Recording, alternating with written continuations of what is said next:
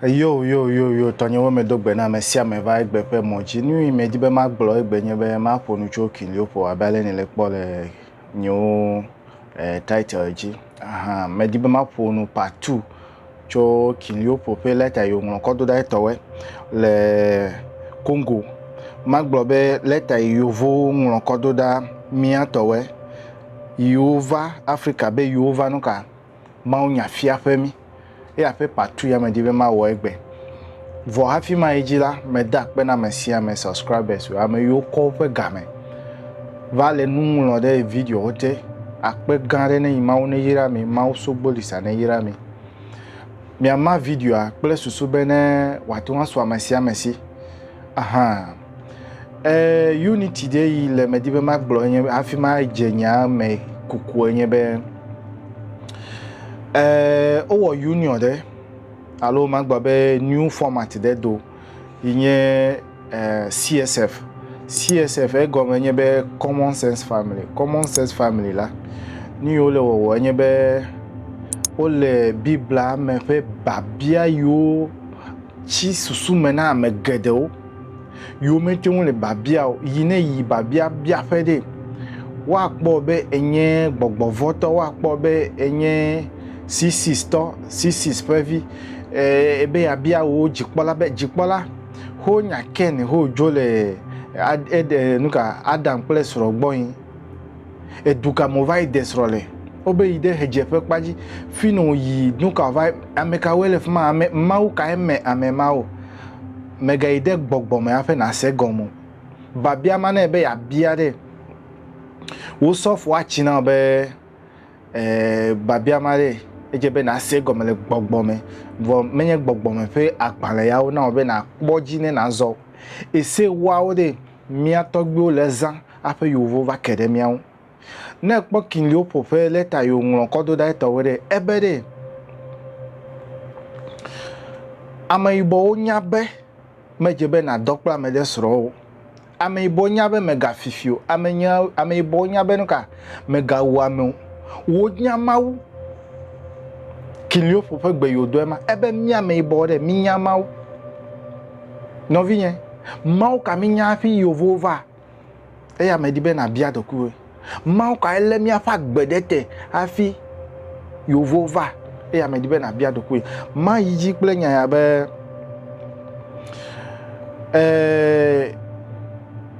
emi asi ne ko le togbe wo fiare me de kuku na we tasi agbe ma no emi asi fia mi atogbe were enye me da siji o veve sese ya onye na mi atogbe we ne lese nye unu me veve sese ya onye Kristo gbe no fifra matewa na nya be na de gble sugbo le Kristo gbe no si gbe ke mi atogbo o davo nye ma gbobo nu sia nu o wode eko na nye Kristo to de nye me gbobe de nu sia nu togbe nye o wode ya ejo awo de o wele manya me no me ga globe o wele manya me o le ekpe plati o so bo ple susube o le wole manya me awo menye ya glomele menye gbe ma do melo do ma yun o kwa megbeto ko le vosawo o kwa megbeto ko le o ko devio ko le vosawo egbe ma o ya glomele o la mo le ko civio le o le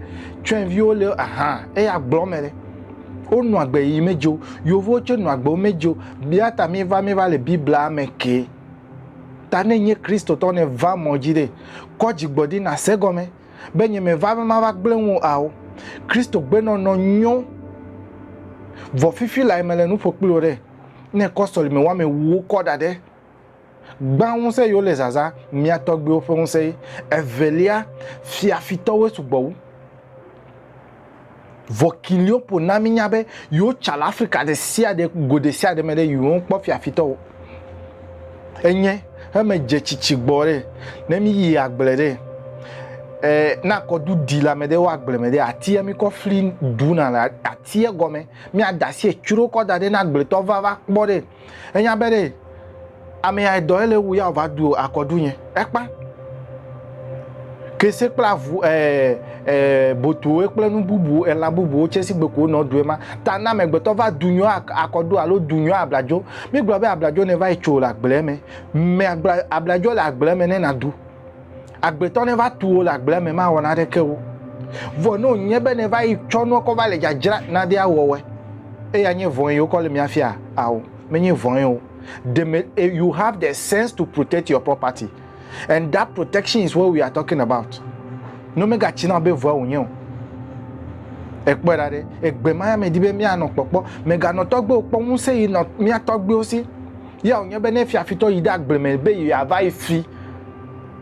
Onye be oko yi ko dada gbe me na ko yi anwo kakakaka de dia te onwore. No mega chwe na be gbogbo von yo, me gbogbo von yo. You have the sense of protection. Miato Jorijo Rollins e ya gbo nyeme po ide nya mo no moji miato Jorijo Rollins e ya globere mi be mi le yovo soro alo yovo be yo le civilization na mi ya ko Christianity va westernize mi ekpo da de mi la wudo abe yovo ya ta no me do awo so abe yovo e fi abe dafu e ma awo no me nya yo vugbe dodo re e fi abe o me nya gbale on egbe mare mi tasi mi ame ibo e agblo me na we ya ta ko me va monji be wo devine chigbore na nya be de o flue onto ele me ba be mi atogbo me to wo development de ko leketa me to wo development ma va ko nya ma ko de megbe leketa togbe kagbo e no go me de gbe si agbe Dr. Kagbo no ne ide leke ne e ya ple edem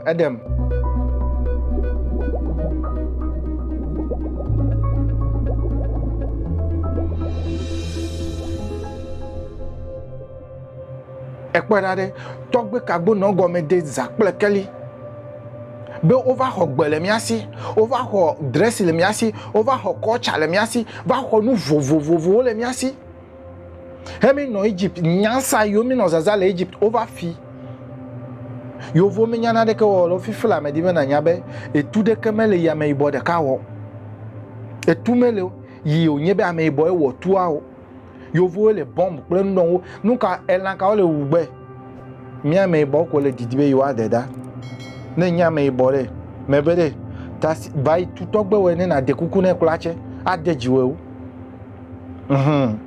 adejiwewu mi be mi le yovo pe mafia fifi la ya mi le robadu maga no glo mi le robadu mi le light gome enyo the side effect of the electricity de memenye o vai biase phone izamele klache side effect isugbole ya ta obe mi aza quantum pendant ne mi akọ protect mi adokwi ele microwave za sube yi konku mema esro de fedo gble ha de benyo no be o mefle microwave na yo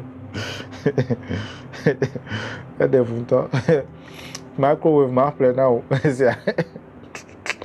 bon vai check microwave per side effect e ke mana ko senya emele gbogbo na ogome mi afa nyu ta ya me va monchi okay mi agade nya maison part 2 na alo akpa velia imedi be ma fonu cho kilio for letter e ya nye be ebe no vai degbe fana mi evangelize no vai degbe fana niggas obere yo vonye mi a blolawe bibla pakpaji me wevolo vonyeme wevo bibla kotechi maole yobe na nye hiantola nyigbaji afi na ide jifo esu sovie ple nuka mawo we flugbe mawo ko le dodona mi de ele sugbo medeku no mega china obede na ide gbogbomo egbe maya me dibe na mega ide gbogbomo mi mele fukpele gbogbomo ekpedade mele fukpele gbogbomo we want a better life. Yata ko meno kukude bene mi ato Jorijo Rollins ati wan wode ne na mi dro no go plan to akọ ide court you over to mi afa system here they are not supposed to take our system out our mi afa system wode mi afa traditional system de ejebene wa no court tefeche wa ko bi black play yi wa so ko evo ya wa no alapado ano ete uho ano dudu ano leko yone egbon la oho na ano dudu ano ga ho de kutokume hiato ameyo menyana de kechonu vonwo wa no prison da egbemare elameti enye fefese sana mi amedewe elameti mi afa dufia we de mede kuku na mi never kede nyo video de mi kpo bele ke mi ate wa wona mi afa tradition wa ide fuma ne mi kpo be politician wa ne menene aba so eleji amenene ate wa gbo be okay me di be ma gbonya te pa ame me ya ewu ame ya ne mi akwa enyamare cover ina mi ato we no charme traditional way okay ebe nova evangelist na mi nova fia mi be yo onye nkufuto we ne mi ano kpo abenu ka wa wo onye mi ape blola we my ideji ebe recite every day happy are those who are weeping because the kingdom of God is for them. Convert always the black by using whip. Okay. Eya me di be ma glo egbe. Mi atogbe ode eya ta ma no glo. Be ne anyo de kuku na togbe we. Mi atogbe ope fun to. Mi atogbe ope fun. Yo vo fu kaka nko de be wa tro na amegbeto o fu dabiun. Ebe Christo tore, they should convert the black people, we the blacks. Ebe no kwati kotro mia fagbe no. Nemi cross Christo tore.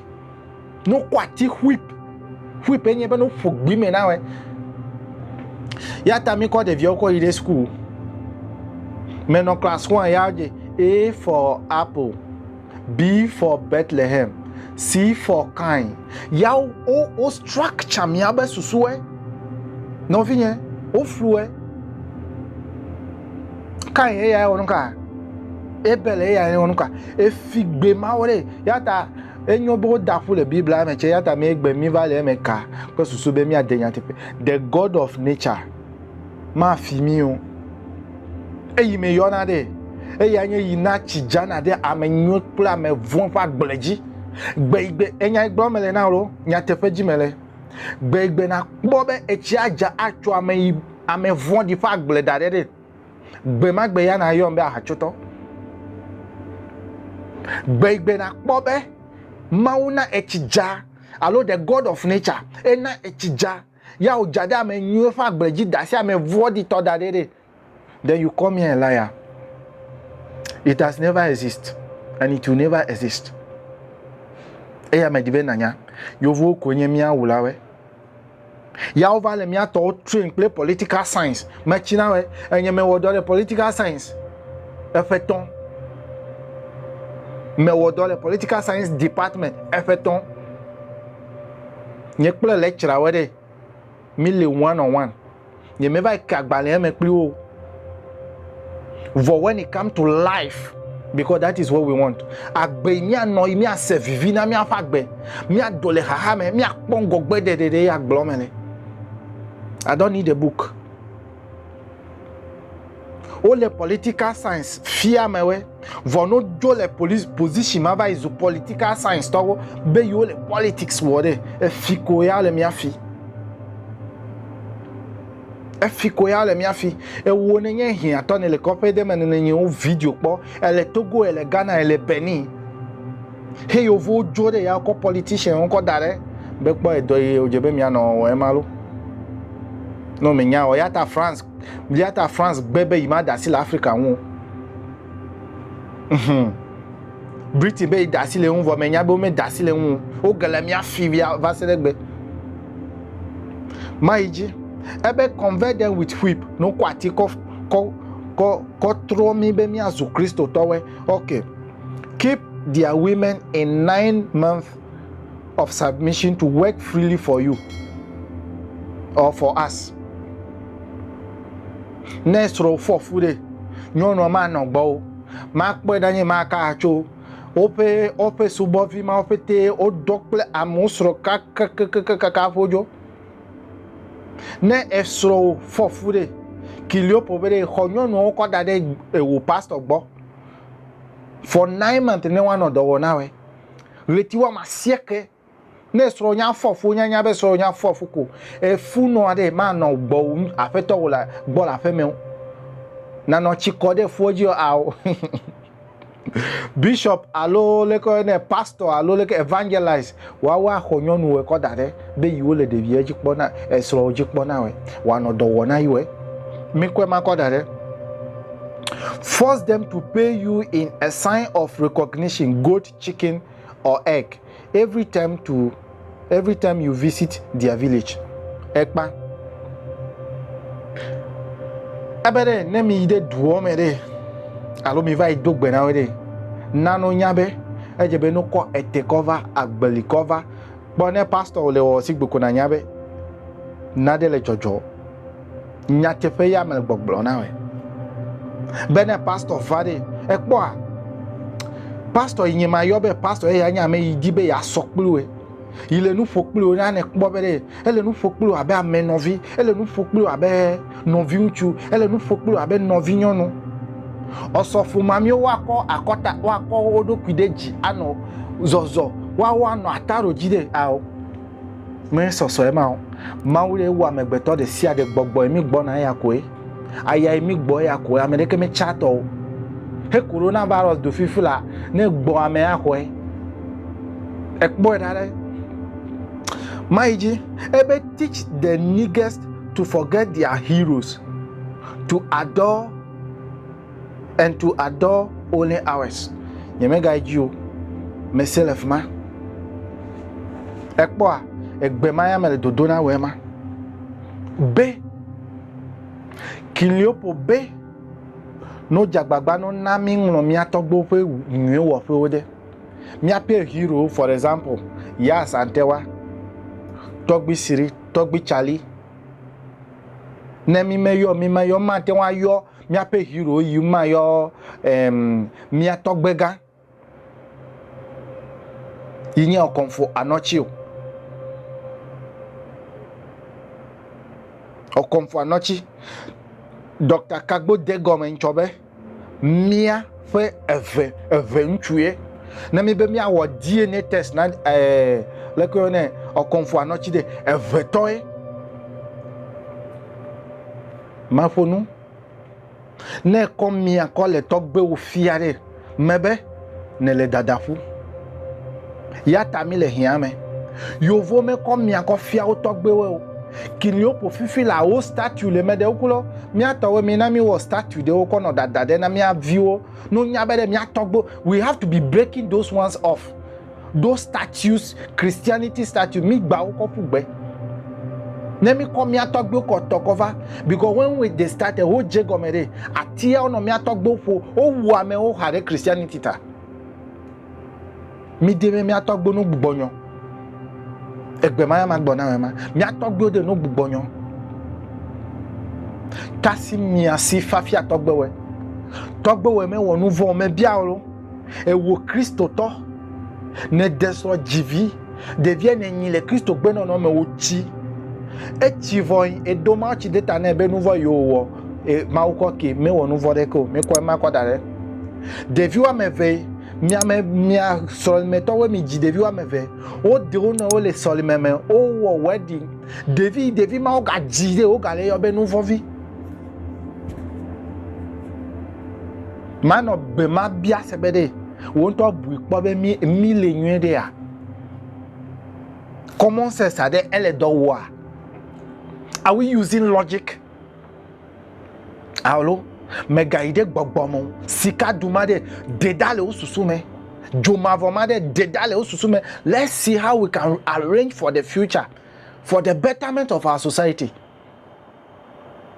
Egbema gbamelema yovoma akpo sika dumade ano tu meka fe tu wo le fifala yovoma akpo sika duma kwa agbane ko va na wa va no sika kula yin gba chi o amebo envon tu vi le Togo le Ghana me de kuku na we se gome bede jipo mele na o ne gbo yigbe o ma o dola o yi o le fuma de yovo yin Ede funto amebo. Me bia dagbe na we. Bia wo fe do wo fe ji na we. Maugan sogbolisa. Mau kitikata. Mau dan woto. Ne nabere nyai me glo na we de. Wa devina mi. Nye ma gble nye oga me ava moji o ao. O ma gble oga me akpon ko fo ao. Ma video a. Bene mi ajenyonyo. Ne mi akpon go gbe na mi adeduko. Yovo yochi ne ho fe le hiza pa gbale me. Ebe ne ho fala fe bla anyi. Eye fude na me kple hiya. Gbedeun. Yovo to de. Hiya me gbedeun lo. Go to America and find out. Go to Britain and find out. You there France and buy bia sebede. No fi o fe talk do ho fe bla nyi ne de fala fe bla nyi ma wo yo de. Nu ka wo na kpli o. O ho na me na wo ebe no va gbo oji. O du na nu se na fifi na gbe. Afi okwo. O me ko mi asi ko fi a o fe talk gbe klo fe mama o. Mega yo mama o be ajeto yo a o. Egbe ma de mi na mitasi. Ne mi akpon go gbe dede. Mi anokame.